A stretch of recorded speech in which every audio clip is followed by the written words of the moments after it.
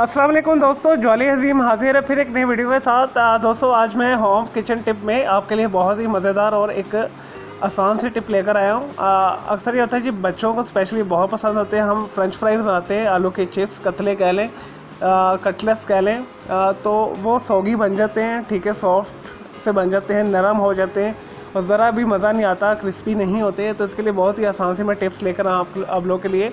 तो जब भी आप आलू को छीलें तो छील कर आपने उसे नमक लगाकर तो पानी से अच्छे तरीके से धोकर खुश्क कर लेना है। तो इसमें से जो एक्स्ट्रा स्टार्च होता है, जिसकी वजह से ये सौगी हो जाती है, चिप्स आपकी हमेशा कुरकुरी और क्रिस्पी बनेगी।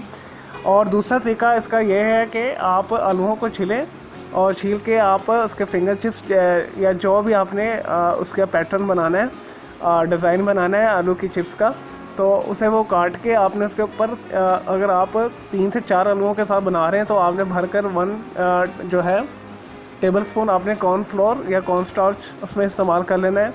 उसे अच्छी तरीके से आपने मिक्स कर लेना है। फिर आप चिप्स तलेंगे तो आपके चिप्स कभी भी ढीले नहीं बनेंगे, हमेशा टाइट रहेंगे और कुरकुरे बनेंगे, क्रिस्पी बनेंगे, बहुत ही मज़े के बनेंगे।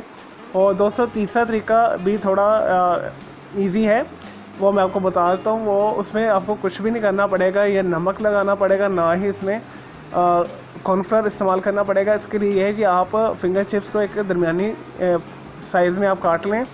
तो आपने इसमें ये कि थोड़ा टाइम लगेगा, लेकिन आपकी जो चिप्स है बहुत क्रिस्पी और कुरकुरी बनेंगे, मज़े की बनेगी।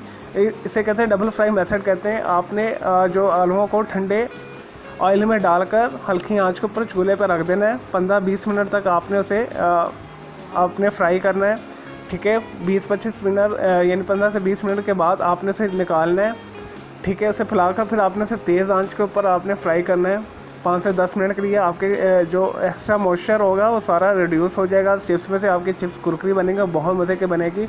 तो दोस्तों चलें, आपको अब जो तरीका मेथड पसंद है तो आप इसे यूज़ करें और मेरी इस वीडियो को लाइक करें, कमेंट्स करें और शेयर कीजिएगा।